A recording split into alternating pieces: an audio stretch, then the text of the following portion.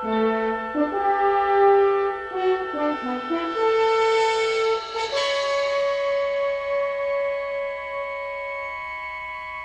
more than a quarter of a century, ITV were the only game in town as far as commercial broadcasting in the UK was concerned. In 1982, Channel 4 showed up, but even they were affiliated with the IBA for their first decade. More pressingly, around the same time, a whole new frontier was opening up.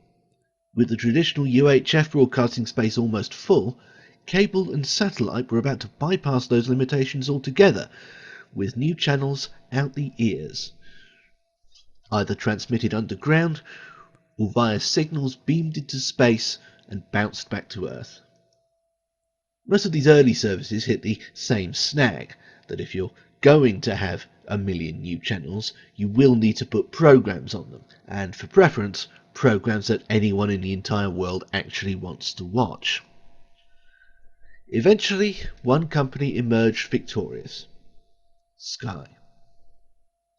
And boosted by the exclusive rights to top-flight football, they became the behemoths of British television. The future was multi-channel, and the establishment knew it. The existing companies had to expand or die. While the BBC trod carefully, investing in UK Gold and the network it later spawned, before explicitly diving in under their own name, for ITV this was a very different world. It had been an almost infinitesimally narrower broadcasting landscape when they'd been born. The pond was now an ocean. How big of a fish were they going to be?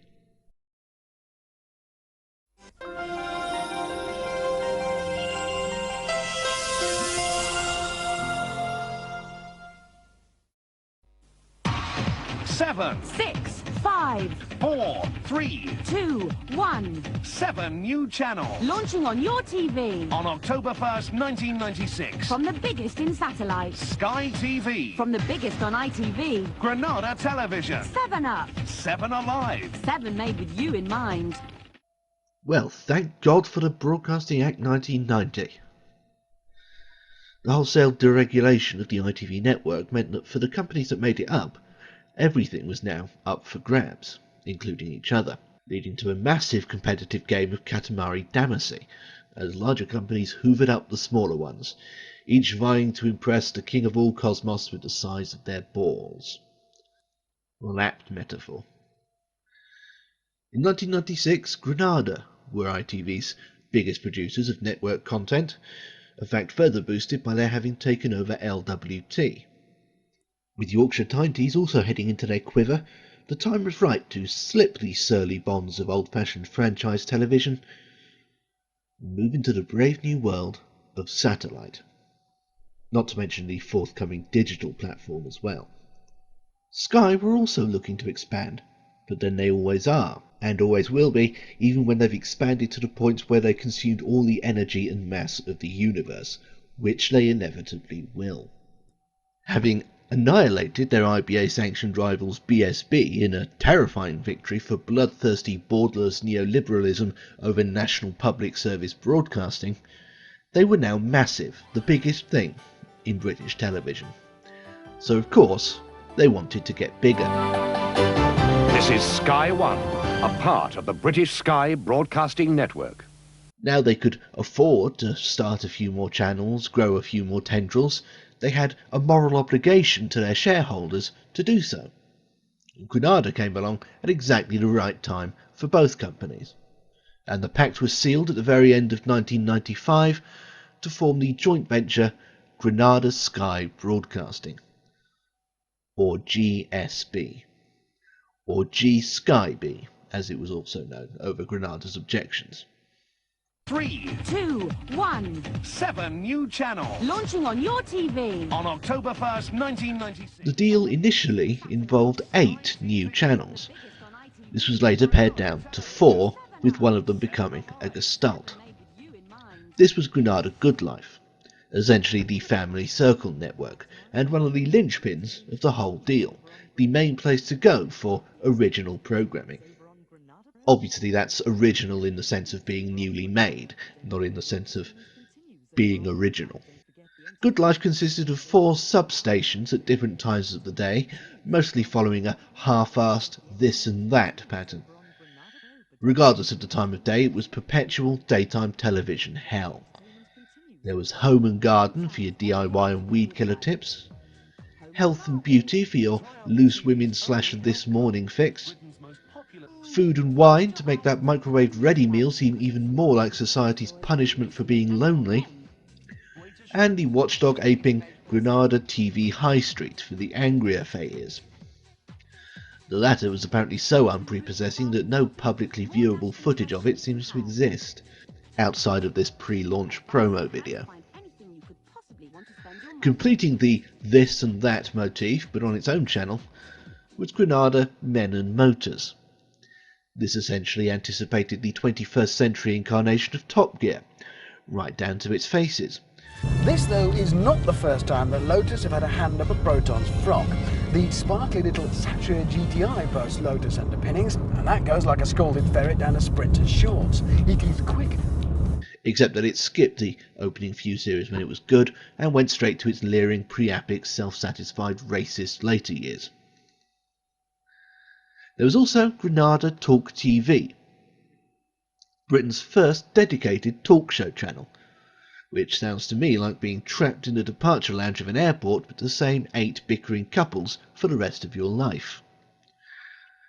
This was mostly notable for launching the careers of Natasha Kaplinsky and Sacha Baron Cohen. The latter presented the Daily Kids show in the manner of a terrifying Middle Eastern elemental hosting the Big Breakfast. The first ever F2F!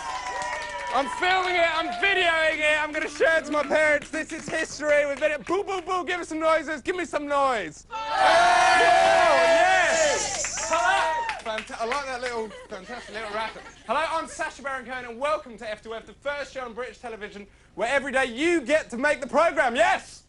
The former was the Glamour Stooge on the Paul Ross show, which is undeniably worse than being the Glamour Stooge for the Daily Mail, along with most other female newsreaders to this very day. Still, at least it had in-vision continuity, albeit the most oddly bleak in-vision continuity I've ever seen. At 3 o'clock we had Showbiz UK with Andrea Boardman. Today she's talking to Jason Don. Now you might have seen him snogging on The English Patient. Well, now he's PC Brian Rainford in LWT's smash hit Woken Well. On the show also... I don't know what it is, but there's something oddly desperate and needful about it. With that tiny space, I get the feeling he's trapped and being forced to read links at gunpoint. I feel like ordering a chopper to airlift him to safety. All very, very good reasons to stay tuned to Talk TV. But the flagship G-Sky B channel was undoubtedly Granada Plus. With UK Gold having rehabilitated the concept of repeats, everyone with a back catalogue was falling over themselves to get space to re-air them on satellite, with all new adverts and everything. Granada Plus understandably consisted of old episodes of Coronation Street, The Comedians and Crown Court from the Granada archives, plus the likes of On the Buses and Two's Company from the newly acquired LWT. Plus was easily and probably inevitably the most successful G-Sky B channel of all, and actually benefited from Granada's continual franchise gobbling. The acquisition of Yorkshire Tyne Teas allowed them to add classic Emmerdale to classic Coronation Street, alongside the likes of the Beiderbecke trilogy and about 58 hours worth of Catherine Cookson adaptations, while Anglia provided them with Survival and Sale of the Century. Eventually they were even buying up old BBC programmes, albeit the ones that few remembered and fewer still actually wanted to see ever again. And as far as the idents went, as you've seen, they were mostly identical, centring around that squared oval G, a loose combination of the Granada and Sky logos of the time, minus the arrow, which Granada obviously really wanted to become iconic, and didn't. In hindsight, it probably isn't surprising that Granada Plus was almost the only one of these 7 in 4 channels that anyone actually bothered watching. The first to fall off the cliff of mass public indifference was Talk TV, which lasted less than a year. Oddly enough, it died with the Princess of Wales. The station was replaced with rolling Sky News coverage on August 31st, 1997, and then never came back again. And no one noticed. Good Life was the next to go, its 4 personalities consolidated into one under the name Granada Breeze. Daytime TV for the genuinely desperate. The newly rechristened Breeze was then forced to flatshare with Men and Motors, which, much to Granada's dismay, had been the only other station that anyone stayed with for longer than it took to push the next channel button on the remote. This newly consolidated G-Sky B package of 3 stations on 2 channels stabilised somewhat, and just in time. But before I can go forward, I have to go back to just prior to the launch of G-Sky B. While Granada were hatching deals with Sky, their fellow region gobblers Carlton were looking on covetously. At the time the G-Sky B deal was being put together, ravenous conglomerate Pearson were adding production company Select TV to their portfolio.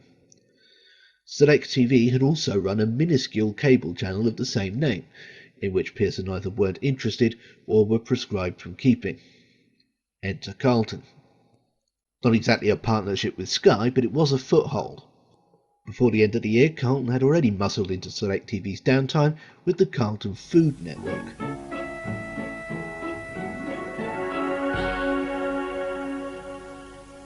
Riding the mid-90s wave of cookery shows, a dizzying period when it seemed like every third new commission involved an egg whisk.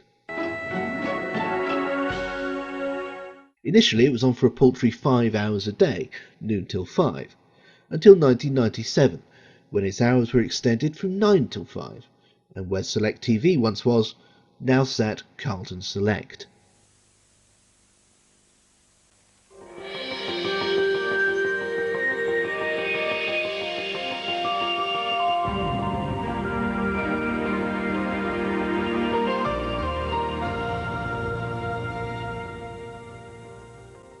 Basically the same idea as Granada Plus, only with a far smaller back catalogue. Fortunately for Carlton, they owned Central by now, which made Carlton Select at times like living in Birmingham circa 1989.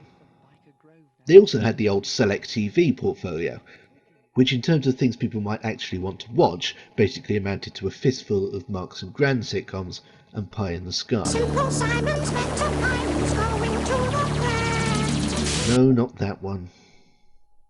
The idents, however, was certainly superior to any of Granada's. The jaw-dropping relaunch of BBC Two by Martin Lambie Nairn and Company, and in fact even before then the brilliant tableau created for BSB by Pentagram, had kicked off a minor but real vogue in mid-90s television design for want of a better phrase, faintly surreal representationalism. Sadly, after BBC Two, these were really only seen off the beaten track. We never got to see, say, Anglia represented by a reflection in a mirror shattering backwards in slow motion or anything. When the CFN Select Alliance didn't collapse after a year, they were joined by 3 further channels. Carlton Cinema saw random movies squeezed painfully into a tiny space because widescreen TV had only just been invented.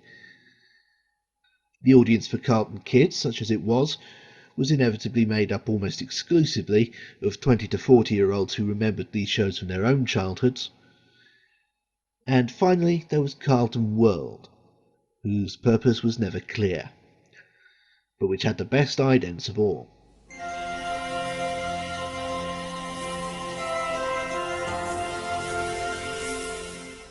I love this kind of thing, centred on real props and in-camera effects. I've eulogised about this before, but anyone can build impossible things with a computer. But to use real objects with real weight and dimension, and only then take them to CGI world in post-production, that really does make a difference. It adds an extra, undefinable touch, reminiscent of the work of the late Storm Thorgerson and Hypnosis. At their best, they created, within reality, a split second in which an impossible image could exist. And idents like these, or Lambie Nance for BBC Two, pulled off the same trick. It's just a shame about the station, really, because Carlton World seemed to exist mostly for the sake of it. Its programming was largely factual, but beyond that, the main difference between it and Carlton Select was the odd original programme, or more often, newer repeats. Admittedly, that's only as far as I can tell, because very little of Carlton World remains to this day. It must be one of the least remarked upon channels in British television history, and an almost criminal waste of really good idents. It's hot. Is this true? It's happening. Very good. It's where it's at. Along with Kids, Carlton World was the first against the wall, with both channels dying in 2000 after barely more than a year, which was a shame for them, as they and cinema had been launched as Carlton's best foot forward in their brand new partnership. Drama. Now's your chance. Carlton Kid. Backtrack again to early 1997. Digital television was just around the corner, marking the transition of multi-channel TV from decadent imperial luxury to the commonplace default it is today. 6 digital terrestrial multiplexes were set up. Don't ask me what a multiplex is.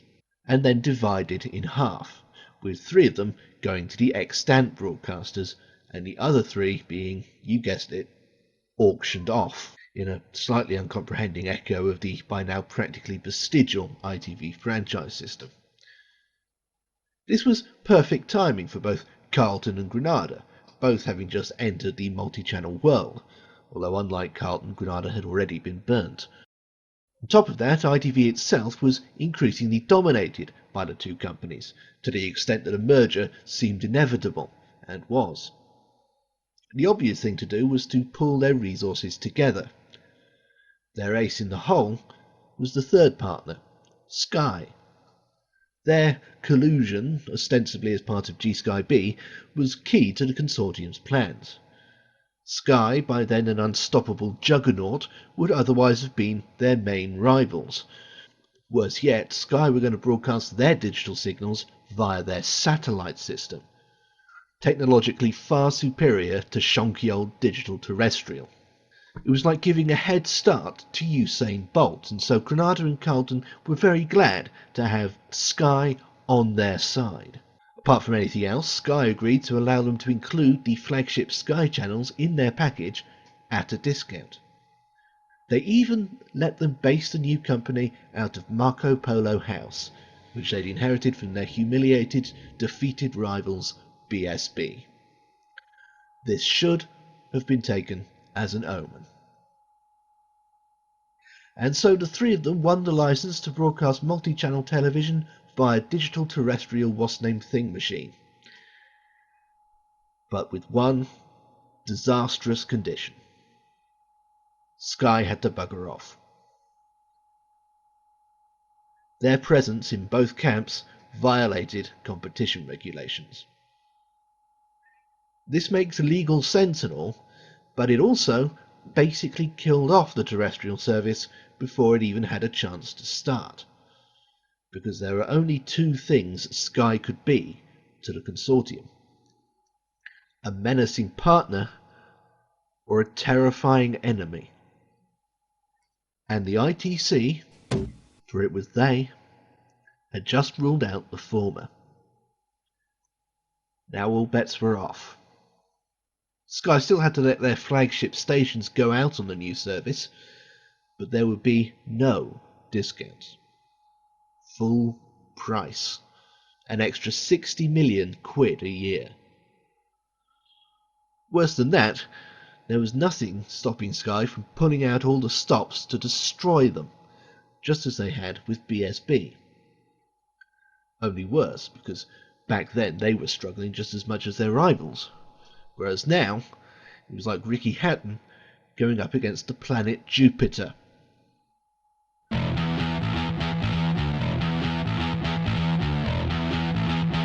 The new service was launched in November 1998 and christened On Digital. initially playing down the ITV connection, even though it was blatantly modelled on what the two big companies were doing with ITV at the time. This ultimately futile attempt at disassociation might have been behind the delayed launch, a mere 3 weeks after On Digital, of ITV2.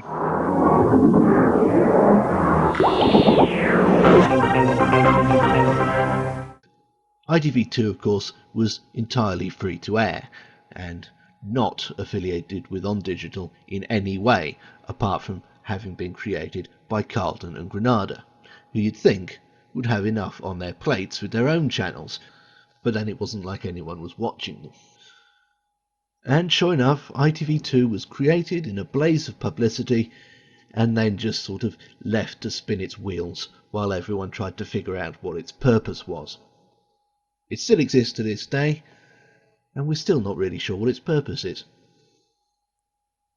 We had On Digital in my house from around about the middle of 1999, figuring we'd need some kind of digital television someday, and that we'd only get Sky if we had absolutely no choice whatsoever short of Nazi television. Also, it was cheaper, in cost if not value. It was a pretty okay service in and of itself, but Sky's was obviously and noticeably better. Incredibly noticeably, because their advertising campaign was expensive, ubiquitous and aggressive, and ultimately unbeatable. Not that On Digital didn't help them out by making mistakes. Their PR was largely directed by Carlton's Director of Corporate Affairs, David Cameron. So, yeah. Well, one completely non-partisan point, a PR man needs at least some imagination. Especially if he's going up against a colossal rampaging kaiju like Sky.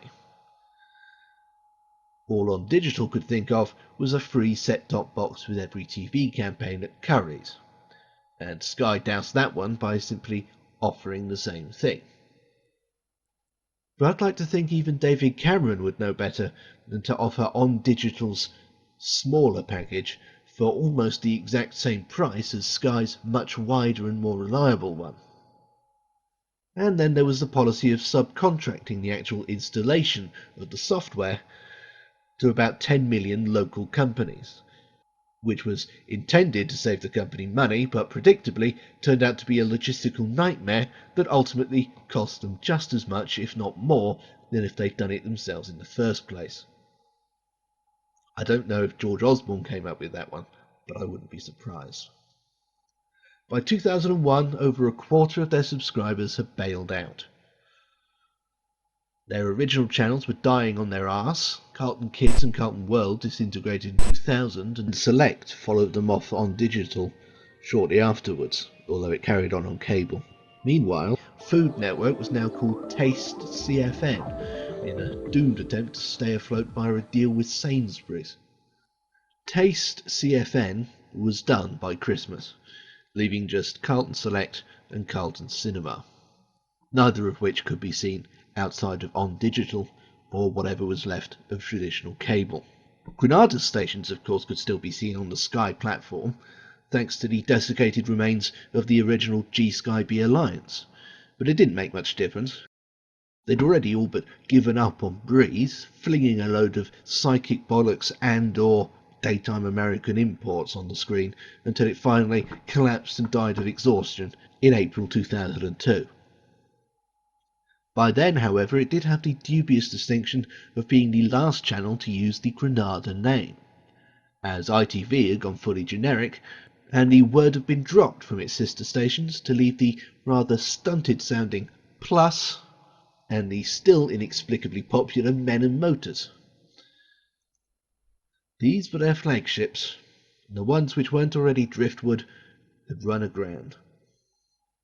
Meanwhile, ITV was barely remarked upon at all.